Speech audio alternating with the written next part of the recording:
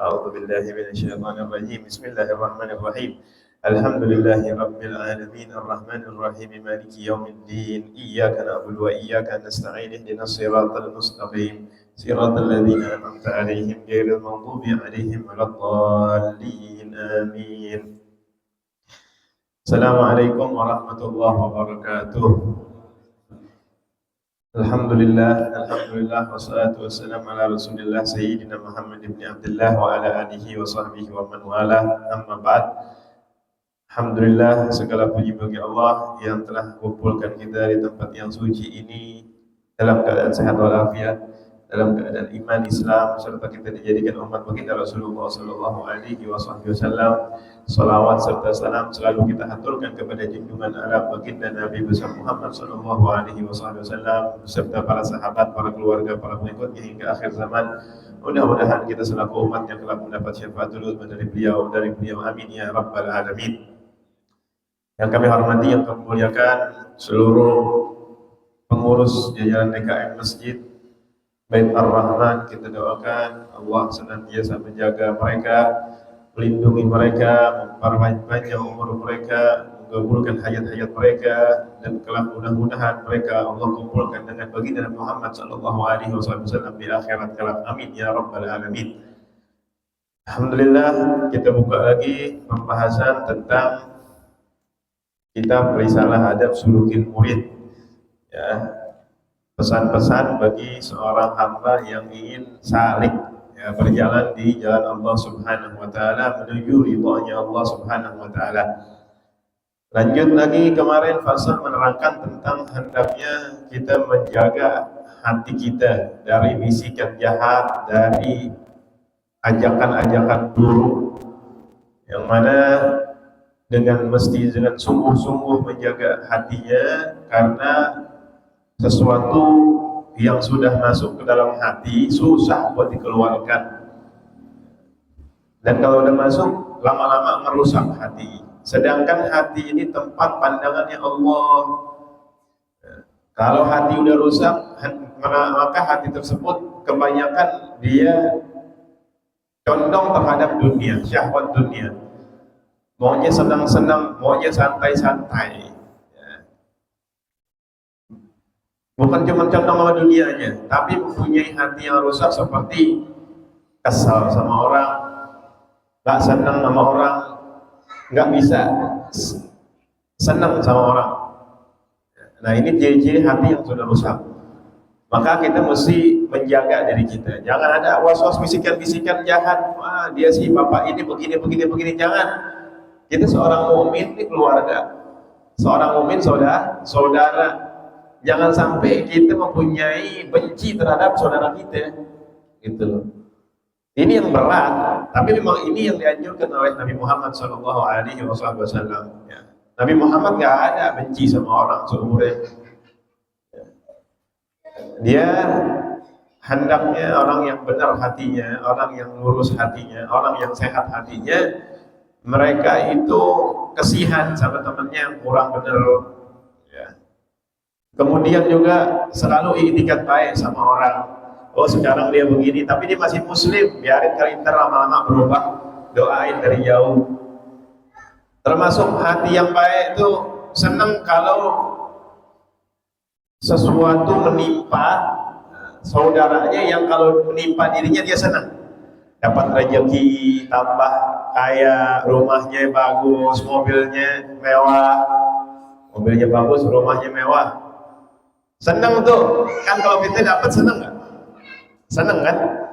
Dapat mobil, ya, rumah bagus, anak-anak juga yang banyak, ya, pangkat tinggi, ya. Tuh, kalau hati yang baik senang-senang aja. Kalau yang jelek, lagi sakit dia juga, ya Allah. Kalau nimpa saya sakit, kalau nimpa saya dipecat. Tiba-tiba mobil saya rusak, nggak bisa dipakai, rumah saya ternyata ada kasus.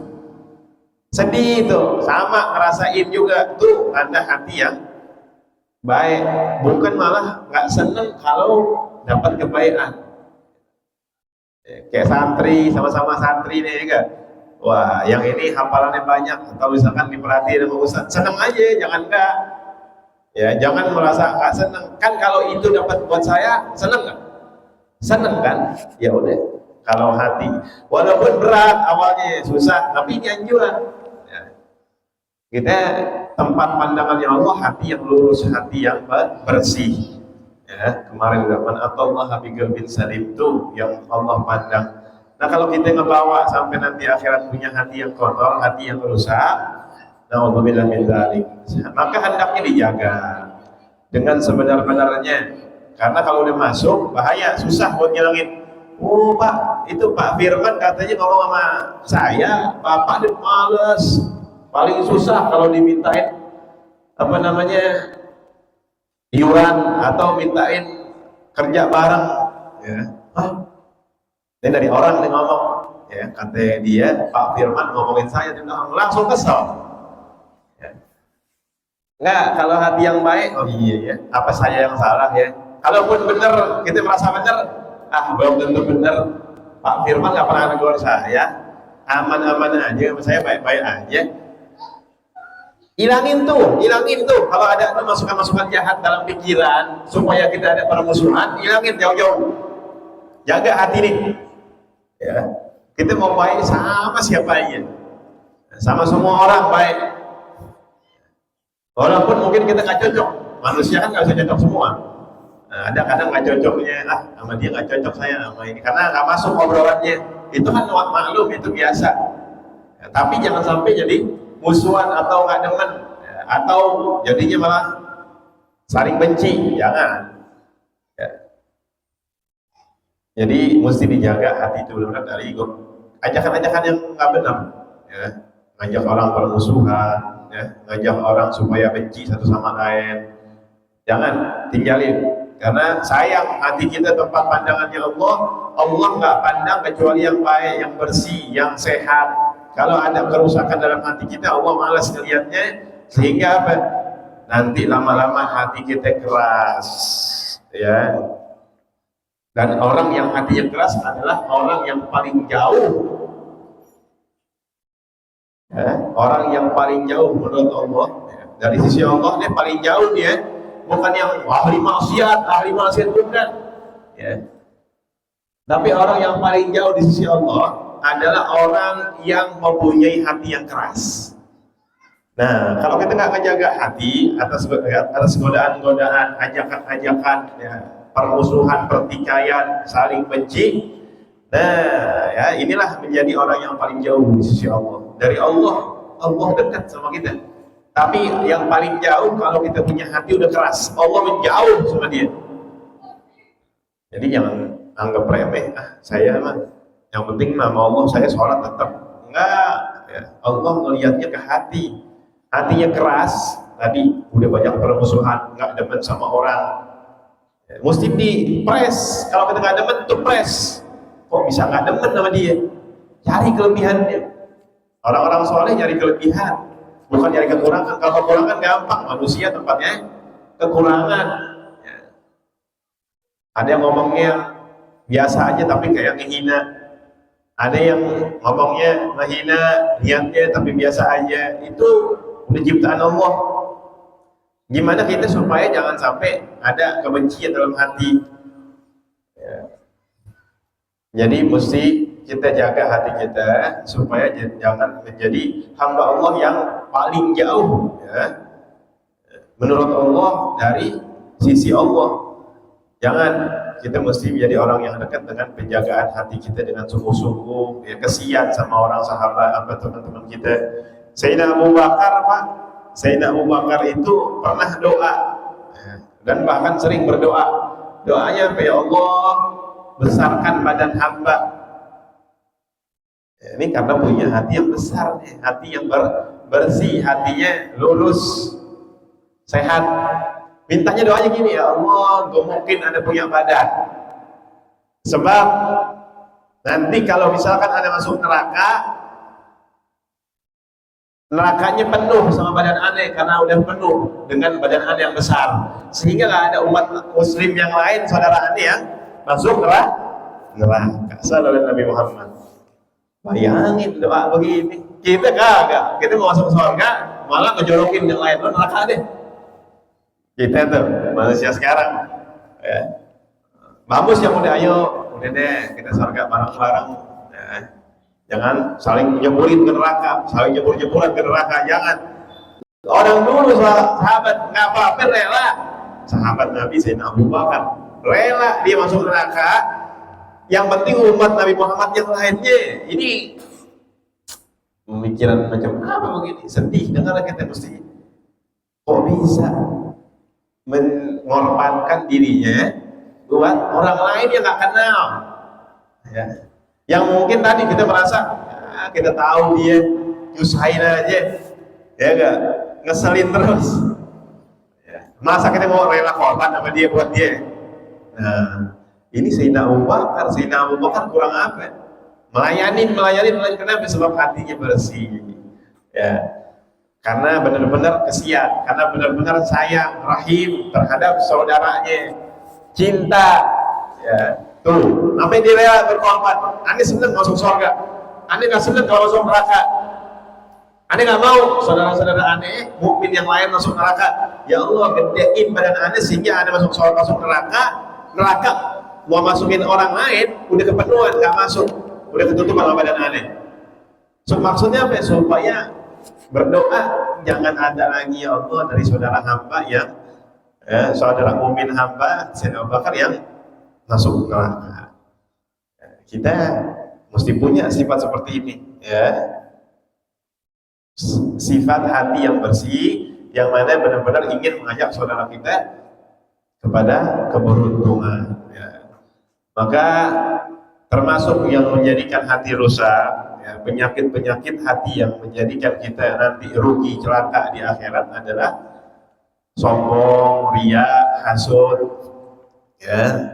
Kemarin yang dikasih tahu, sombong menunjukkan bahwa yang punya sifat sombong dia itu benar-benar bodoh, benar-benar nggak punya pikiran. Kan? Kenapa? Tahu dirinya dari yang sesuatu yang hina dina, hal yang menjijikan, ya, hidup sebentar doang, meninggal jadi hal yang hina juga. Dari hal yang kotor, mandi, meninggal jadi bangkai. Dapat keutamaan, kemuliaan itu dari Allah semua, yang menciptakan Allah. Kalau Allah nggak mau, Allah nggak kasih, ya. Nggak ada buat kita sendiri untuk menghasilkan yang kita pinginin, kecuali Allah mau. Badan kita kuat karena nge-gym, karena Allah kasih sehat, karena Allah kasih waktu. Berapa banyak orang yang duitnya ada, tapi nggak ada waktu. Waktunya ada, duitnya nggak ada. Waktunya ada, duitnya ada, sehatnya nggak punya, ya kan? Buncit juga, ya. Alhamdulillah buncit sehat, ya, nggak jelek kok, buncit sehat, yang penting senang, happy, ya kan? Nggak ada, oh saya mau tinggi, saya tinggi ini karena minumnya kalsiumnya tinggi, ya itu Allah yang mau, semuanya Allah. Nggak ada, kita sendiri yang mau hasilkan.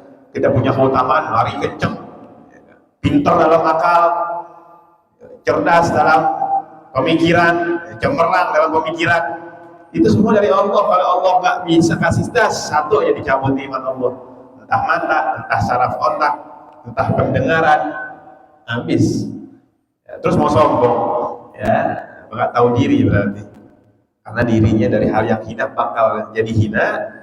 Keutamaan semua dari Allah, Allah kasih siapa yang Allah mau. Dan tanda orang yang nentang Allah ya dia mempunyai sifat sombong, karena sombong hanya milik Allah aja. Yang bisa sombong punya sifat kibir adalah Allah, ya. Kenapa? Ya? Memang keutamaan, maha keutamaan, maha keistimewaan itu ada di sifatnya Allah Subhanahu wa ta'ala. Bahkan memberikan kepada hamba-hambanya keutamaan itu Allah. Maka Allah yang punya itu. Kalau kita pengen punya sesuatu yang hanya milik Allah, berarti kita menentang Allah, ya. Kayak kita deh, ya. Mau punya sesuatu, rebutan sama orang, ya. Karena merasa ini saya punya, ya sama. Sifat sombong itu Allah aja. Ente mau rebut dari Allah, berarti ente siap, ya, menentang. Nauzubillah min dzalik, orang-orang yang punya sifat sombong nanti tempatnya di neraka ya Allah Subhanahu wa taala karena sudah menentang Allah ya, enggak menjaga adab terhadap Allah Subhanahu. Yang kedua adalah sifat riya. Sifat riya ini menunjukkan bahwa yang mempunyai sifat riya ini enggak punya kebesaran Allah dalam hatinya. Enggak membesarkan Allah dalam hatinya deh. Allah anggap kecil aja. Oh, kayak kita deh sekarang ya. Kalau kita depan orang merasa bagus-bagus aja, di belakangnya agak sedikit beda. Ya kan, di depan orang ngomongnya waduh ilmiah, ngomongnya sopan, ya bahasa sesuatu yang masya Allah. Di belakang atau di depan kita ngomongnya ada orang ngomongin ini itu yang kotor-kotor kita cut. Ya. Tapi kita di belakang mereka malah buka-buka sesuatu yang diharapkan oleh Allah Subhanahu wa taala. Kenapa? Karena masa saya buka sesuatu yang diharamin, saya masa melaksanakan sesuatu yang haram depan bapak ini, nggak enak dong, ntar ditegur, ntar dikira saya nggak punya malu. Nanti aja deh kalau udah sepi, berarti Allah nggak ada kebesaran Allah dalam dirinya, sehingga depan orang nggak mau atau kerjain sesuatu amal ibadah. Kenapa? Karena yang dia anggap besar penilaian makhluk, dia lupa penilaian Allah ya. Sedangkan Allah maha melihat, maha mendengar. Kita anggap biasa aja, santai mumpung gak ada orang ngomongin, lihat yang haram, dengar sesuatu yang gak beres. Nah ini orang yang riya menandakan berarti dia punya hatinya nggak punya kebesaran dalam hatinya. Ya, nggak membesarkan Allah Subhanahu wa taala. Yang dianggap besar adalah penilaian makhluk, nggak cukup pengetahuannya Allah buat dirinya. Kalau kita mestinya kalau nggak punya sifat riya, simple, santai aja. Ya udah, saya ada Allah, cukup Allah yang tahu. Mau ada orang ya saya begini, kenapa? Allah kok yang liatin saya, Allah terus yang pantau saya. Ya. Mau lagi ada orang ya udah saya begini, kenapa? Cukup bagi saya Allah. Ya. Saya ngomong ini, ya cukup Allah yang tahu niat saya ngomong ini apa. Allah tahu tujuan saya nih, ngasih tahu, ngasih nasihat buat apa. Ya. Nggak usah penilaian. Ini orang segenit, ini orang kalau ngomong bagus. Enggak. Ya. Mestinya tahu takaran. Penilaian kita cuma buat Allah aja. Barometer kita Allah. Tapi dengan sunnah Nabi Muhammad. Jangan terus Allah tapi nggak melaksanakan sunnahnya. Dalam artian ngomongnya dengan adab. Kita kan niat ikhlas. Pokoknya saya penilaian Allah aja. Saya ngomong Bapak, jangan begitu ya Pak ya. Ngaji Pak, ente malas banget ngaji. Kayak begitu depan orang. Nah ini nggak ikutin sunnah. Emang saya niatnya buat Allah, negornya kok orang supaya jadi benar kok. Emang omongan saya salah, Pak. Lagi ngobrol, ngomongin sama orang, Pak jangan gibah Pak, gibah tuh haram. Lagi ngumpul, malu dia. Oh iya Pak maaf, nggak ikutin sunnah, kenapa? Nggak berjalan itu. Ya. Tapi kalau kita salah nggak dia? Enggak, orang gibah dia benerin, merasa benar. Kenapa? Saya merasa penilaian Allah, saya cukup Allah aja. Mau dia nggak senang, mau dia kesel, dia terserah. Nggak bisa. Kita mau menjalankan dakwah, kita mau kesian sama orang tadi, caranya ajak dia ke surga bareng, bukannya dia dijerumusin ente di neraka aja sana. Soalnya begitu kita kalau kayak begitu caranya. Makanya ikutin caranya Nabi Muhammad. Ngomong-ngomong biarin dulu, kita nggak ikut, tinggalin pelan-pelan. Ajak berdua, Pak. Kita udah saudara kita deh Pak, kita udah bertahun-tahun buta sama agama, sampai kapan ngaji yuk Bang, atau siapa kayak dek, adik kita atau saudara kita, Mas kalau ngumpul jangan gibah deh, yang enak-enak aja ngomongin mobil deh, walaupun gak ada faedahnya, kurang manfaat mungkin buat kita dalam diri, maksudnya gak nambah ilmu, mungkin jadi refreshing kali karena kejenuhan ngomongin mobil, ngomongin daerah, ngomongin liburan-liburan. Jangan ngomongin gibah deh, tapi berdua tuh ngomongnya. Yang ada kita punya refreshing, akhirnya musuhan sama orang, timbul nggak senang sama orang, dosa lagi. Ya, tuh caranya tuh. Ya. Dan karena Allah tuh begitu, bukan karena supaya antar dikira wah bijaksana. Hati-hati, setan ada terus. Jangan, ya. Makanya tadi isi kebesaran Allah, Allah, Allah, Allah. Tapi tetap, kalau kita mau begitu, ikutin cari tahu sunnahnya gimana, caranya Nabi Muhammad gimana, tegur orang, atau mungkin kita berperilaku gimana. Oh, lurus-lurus aja. Ya, kata Rasulullah, kata Allah, jangan bercanda, mestinya sering nangis, tapi ikutin sunnah, ya enggak luas, ya. Apalagi sumpah itu sifat baik, ya. Tetap bukan terus jadi kaku masjid aja ngajak ngomong assalamualaikum waalaikumsalam pak mampir nggak manfaat ngomong sama dia ngomongin mobil dunia aja ya. Itu saya mau kan maunya dapat bener tapi ingat ada tata caranya ya. Ya, termasuk nggak matahin hajat muslim lain saudaranya itu pahala besar kalau matahin nah hati-hati. Nah kita kalau diajak punya ta'ala, dia nggak sekali-kali. Bisa kita malah niat dakwah di sana. Diajak kumpul, ayo ngomong, ayo. Allah dia ngomongin pagi ya, lagi seru nih, lagi viral nih. Mobil-mobil listrik lagi banyak banget nih. Enak-enak sekarang saya mau beli aman ya. Oh iya itu. Iya pak, yang ada tuh yang itu, yang baru keluar, harganya sekian pak. Ya. Oh iya niatin pak kalau mau beli sesuatu niat yang baik-baik jadi berpahala kan dapat tuh nggak mesti jadi saya karena Allah enggak orang nggak begitu caranya jadi ada buat membesarkan Allah dalam hati kita meninggalkan riya itu bukan semerta-merta langsung enggak dengan tahapan dan juga dengan metode Nabi Muhammad SAW yang mana bahkan tadi intinya kalaupun kita mau sesuatu urusannya terhadap makhluk hakul adami niatinnya lebih besar lagi ngajak ke jalan Allah Subhanahu wa ta'ala bukan buat supaya mereka ketahui kebaikan kita supaya dihormatin supaya dimuliakan enggak ya. Orang-orang soleh, orang-orang yang benar-benar meninggikan Allah dalam hatinya membesarkan Allah itu nggak mau kalau manusia menghormatin dia nggak mau, ya, ditolak sama dia, nggak seneng. Kalaupun lagi perlu dunia, dia mintanya sama Allah langsung, nggak lewat manusia. Ya.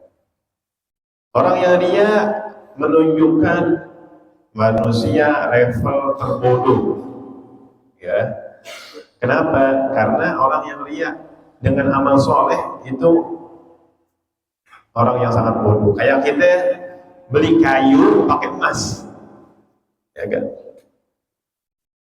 beli kayu pakai emas ya kayunya buat kita sesuatu kayak begini ya bayarnya pakai emas ya supaya dibilang punya kayu punya ginian padahal tadi juga punya emas ditukar kayunya sama emas nah begitu juga orang yang beramal akhirat buat supaya dia dihormatin supaya nanti ada nilainya nah itu kayak begitu umpamanya bodoh nggak begitu udah punya baju dibuka bajunya dikasih orang supaya lihat saya nggak pakai baju, nggak bagusan pakai baju pak, ya kan?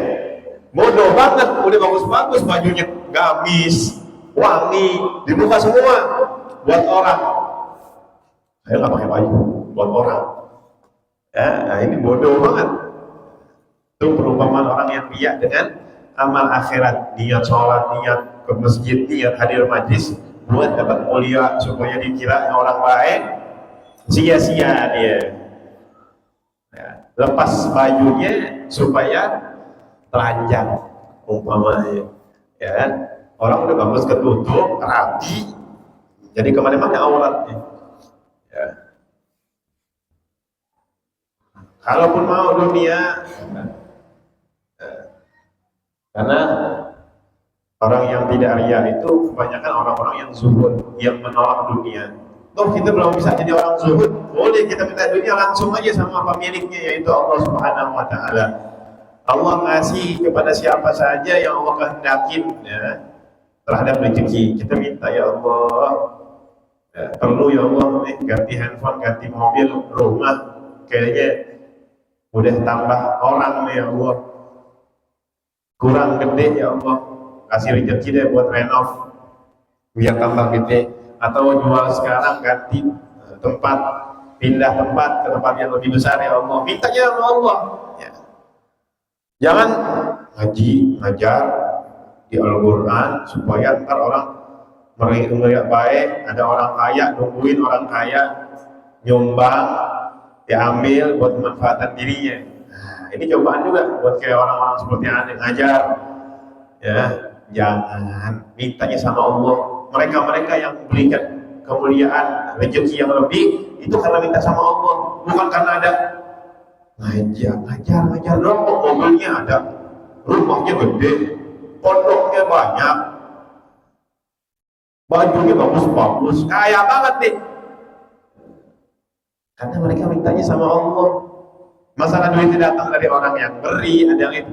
Mereka benar-benar kada peduli siapa yang ngasih. Dia salah, tegur, salah. Ya, dia benar, kita belain tanpa karena merasa dia orang dekat, dia baik sama saya. Ya, salah. Itu yang berusaha buat kita. Ya. Oh, ini lebih paham, ini lebih cocok kerjaan deh, ya kan? Wah, ada orang dalam gampang deh. Kenapa? Gak enak dong, ya. Masa ada saudara saya mau masuk? Gak bisa, mau saudara kalau salah. Gak bisa, fair. Kamu kurang layak. Pekerjaan kamu dari segini nih, penilaiannya ternyata segini. Ada yang lebih unggul, kalau mau tambah kualitas kamu. Ya, fair. Tuh, kita mesti fair. Nah, tadi jangan ngarep dunia dari orang. Saya nggak apa-apa nih khidmat sama situ, nggak baik-baik sama dia, ngebantuin rumah tangganya dia supaya apa? Nanti saya waktu saat anak saya udah selesai kuliah, kerjanya gampang masuknya. Ada orang dalam, saya kan udah puluhan tahun ngebantu Anda, sia-sia puluhan tahun kerja bantuin saudara, cuma karena supaya minta dunia, supaya ntar udah dekat, udah deh ente beli rumah deh, ayo deh ente pergi haji bareng, atau ente lihat bantu aja ya. Jangan karena dunia. Tuh tadi ya, ngasih sesuatu yang mulia supaya kita jadi hina. Bodoh banget. Jangan bantu, dia bantu amal soleh karena Allah. Masalah ntar yang ngajak siapa beda, nggak mesti yang kita bantu dia ngajak kita. Bisa jadi kita udah mengharap yang lain yang malah yang memuliakan kita. Maka jangan sampai punya dalam hati kita ria. Itu penyakit hati. Yang terakhir hasud. Sebenarnya bukan terakhir, banyak penyakit hati ini. Cuman termasuk yang paling bahaya hasud. Dia ini udah tantang Allah banget. Orang yang punya sifat hasud. Hasud itu gak senang kalau ada hamba Allah yang lain, saudaranya diberi nikmat sama Allah. Ya, dikasih rezeki yang banyak kagak senang dia lagi. Kerajaan Anda tahu padahal dia minta tolongnya sama Anda. Dia sering nyakitin anak buahnya. Kok dia lagi? Ya Allah, kok dia ya Allah? Kayak begitu seumpamanya. Nah, Allah yang mau kasih, ya. Mau securang-curangnya orang, kalau Allah nggak waktunya kasih, kagak bakal dapat. Tuh mesti yakin. Ya. Maksudnya apa? Dia mau curang, mau menjilat, mau supaya dia cepat. Kalau Allah takdirin belum, ya belum. Kalaupun Allah kasih tadi buat istidraj buat dia, buat apa jauh? Ada nggak senang sama dia? Biarin aja udah. Udah contoh sama dunia. Dunia aja pakai curang-curang. Kita aja mesti pelan-pelan masalah dunia, jangan sampai kumpul dunia dalam hati. Ente pakai curang. Kata Allah, jorin aja udah, kasih sekalian buat dia, biar tambah jauh. Ya, tandanya hatinya udah keras nih. Kata Allah udah nggak peduliin dia udah. Ya. Kita sebagai orang yang mempunyai keinginan dekat sama Allah Kalau ada saudaranya mau dia curang, mau dia kagak bener kerjanya, nambah terus, rezekinya banyak, udah biarin. Ya Allah yang kasih. Iya. Ingetin aja tetap, ajak mereka ke surga. Tuh, kalau sifatnya punya hati yang bersih. Pak, nikmat Allah udah sering kasih ente sehat, pangkat gede, rezeki lancar, keluarga pinter-pinter, anak-anak bapak, masya Allah, juara kelas terus. Masa mau curang-curang terus? Awas Pak, nikmatnya diambil sama Allah. Malu Pak, Allah yang kasih semuanya. Ya. Tuh, itu nanda pengen sayang sama saudaranya, sehingga kasih tahu yang benar supaya selamat, bukan karena kesel. Nggak tahu diri lu. Wah, beda lagi tuh bahasa udah gitu. Nggak tahu diri lu, curang, mau tahu, mau laporin lu ke polisi lu. Nah, beda, jadi permusuhan. Ya, enggak. Udah diberikan nikmat sama Allah, hamba-hamba Allah yang lainnya. Udah, merasa terima aja karena ini pilihan Allah. Ya, berapa banyak orang-orang yang Allah kasih nikmat, ya, padahal dia nggak kerja juga. Jadi itu hanya Allah yang mempunyai kehendak. Kalau Allah mau kasih nikmat, satu nikmat, ya Allah pengen dia mendapatkan nikmatnya. Allah pilih dia, bukan paksaan. Allah nggak punya sifat terpaksa, nggak ada. Allah memaksakan orang, maksain ente biar terima. Nih, ente yang berusaha, ada yang bangun, ada yang bahasanya berjuang di sini setengah mati-matian, yang dapat pujian dia. Allah lagi maksain ente terima dengan takdir itu. Jangan merasa dia enak oncang-oncang kaki, tiba-tiba dia dapat semuanya, dia yang dikontrak, dia yang dikenal, dia yang rezeki banyak, gajinya lebih tinggi, padahal di perusahaan saya jor-joran. Allah sifatnya maksa. Ayo, nggak bisa Allah dipaksa supaya ada yang kerja, ada Allah yang dapat. Allah mau kasih siapa aja Allah mau. Yang nggak kerja kebanyakan duitnya dibanding yang kerja.